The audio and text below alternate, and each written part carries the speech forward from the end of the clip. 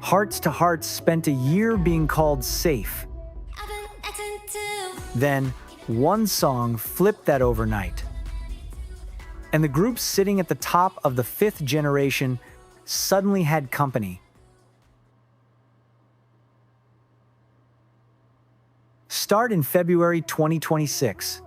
Hearts to Hearts drop a song called Rude, and almost right away, it feels different. Louder, sharper, with more attitude than anything they'd put out before. The kind of song that grabs you on the first listen and refuses to let go. Then the wins start. Their first music show trophy lands less than 2 weeks after release. Then a second, then a third, and the run keeps going week after week. Some of those wins came on days they weren't even there to perform, the trophy going to the song while the group was somewhere else entirely. In March, they take it overseas.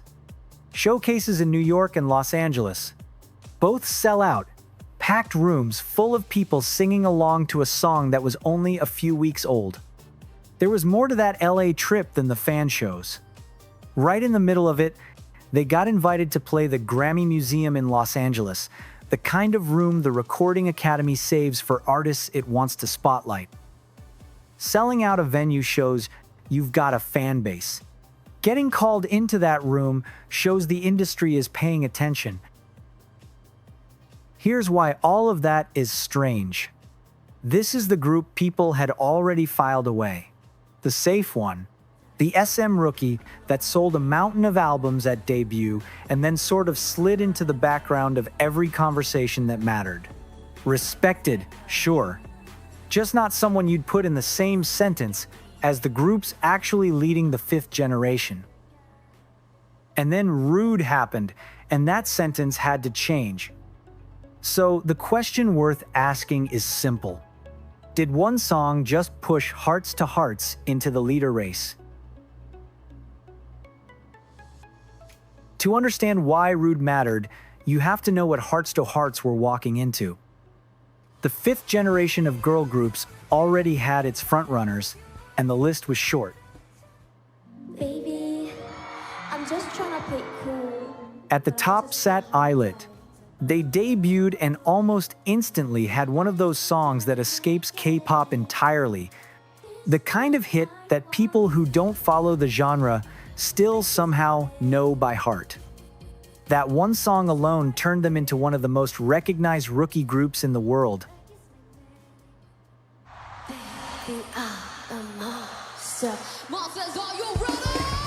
Beside them stood Baby Monster, YG's big bet, carrying the bloodline of the company behind Blackpink. Strong sellers, real reach overseas, the touring power to fill arenas. When people argued about who was leading the new wave of girl groups, those were the two names that came up. Every single time. Hearts to Hearts were not in that argument. They did have one thing going for them that was genuinely hard to wave off. They could sell. Their debut album moved more copies in its first week than any girl group debut ever had, a record they took straight off Baby Monster. Their selling power sat right alongside Islet's.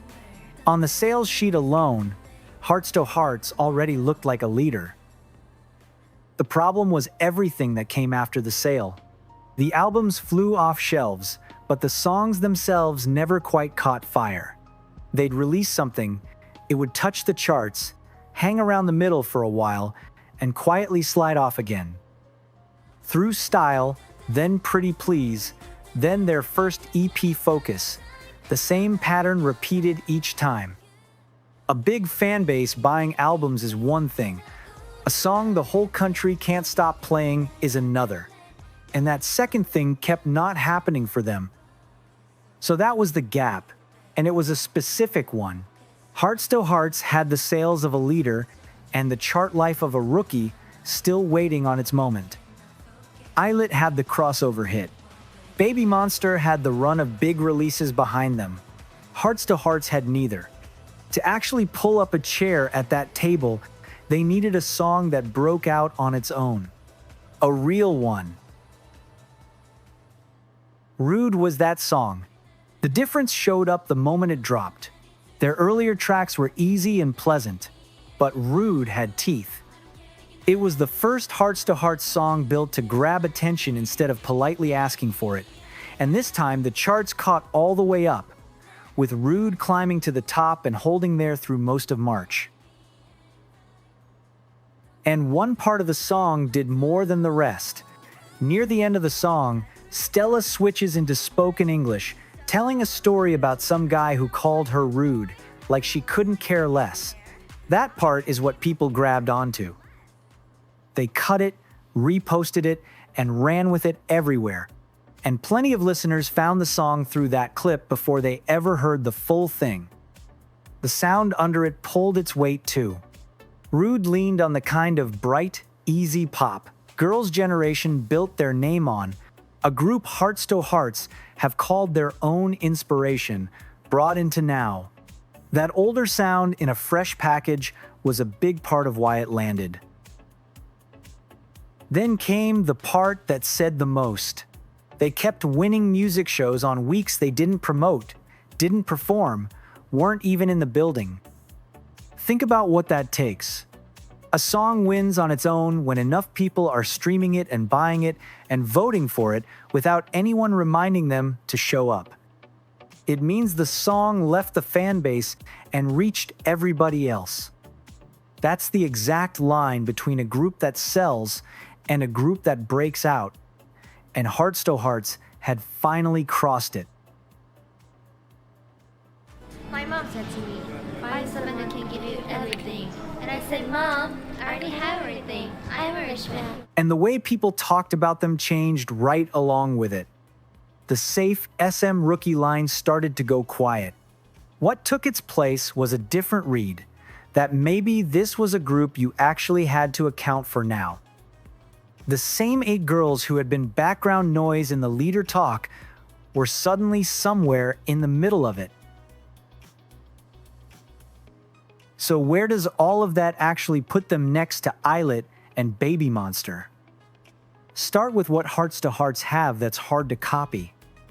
They've got SM behind them, one of the few companies in K-pop that can move a group onto the world stage and make it look routine.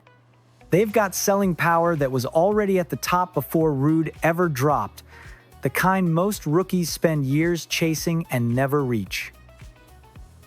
And they've got a lineup built to travel, including SM's first Indonesian idol Carmen and Korean-Canadian Stella. Faces that open doors in markets a lot of groups can't touch. Put a genuine hit on top of all that, and the case writes itself. Record sales, a song that finally connected, and reach across the world, all at the same time. Rude. You're so rude. Ah! Now, the honest part. One hit doesn't crown anybody. Islet have spent the year in the biggest rooms in the game, building a base in Japan and linking up with LE SSERAFIM and Cat's Eye for one of the most talked about girl group collabs of the year. Baby Monster pull the kind of numbers most groups never get near, comeback after comeback, with videos racking up views in the hundreds of millions and a fan base that follows them everywhere. Hearts to Hearts have a single breakout and plenty still to prove against 2 groups with a real head start. The charts are catching up to the sales, but catching up is the word for it. They're not ahead of anybody yet, and one more flat comeback would put the old questions right back on the table. That's the spot they're in. They are in the race now, which a year ago would have sounded like a reach. A real third name sitting beside the 2 that were already there, with everything still to play for. Which brings us to right now. On June 22, Hearts to Hearts come back with their second mini-album, Lemon Tang. And for the first time, they walk into a comeback as a group that's genuinely in the race instead of still trying to reach it. Think about how far that is from a year ago. They debuted as the safe rookie everyone was waiting to size up. They spent months as the group with great sales and no hit to show for it. Now they're arriving off a song that broke them out, sold out rooms in America, and finally put their name in the leader talk. Same 8 girls, completely different position than the one they started in. This comeback is the test. Islet and Baby Monster reached the top and stayed there by proving their big moments weren't flukes, that they could do it more than once. Lemon Tang is where Hearts to Hearts get asked the same question. Was Rude the start of something or the high point of it? Whatever the answer turns out to be, the fact that we're even asking it says plenty. A year ago, nobody was wondering whether Hearts to Hearts could hold a spot near the top of their generation. Now it's a real question, and the comeback that just landed starts to answer it. That's what Rude bought them. A seat at a table they'd been locked out of for a year. So, how did Hearts to Hearts force their way into the 5th generation race? They finally made the one thing the sales and the SM name couldn't buy them. A song the whole country wanted to play. For a year, they'd had everything else. The fan base, the record-setting numbers, the company muscle, all of it sitting there waiting on a hit that never came. It didn't make them the biggest group of their generation. Islet and Baby Monster still have the head start, and Lemon Tang is where Hearts to Hearts have to show Rude was just the beginning. But the safe rookie that was so easy to overlook a year ago is now a name you have to bring up when you talk about who's on top. That's the whole story. It took getting Rude to finally win everyone's heart.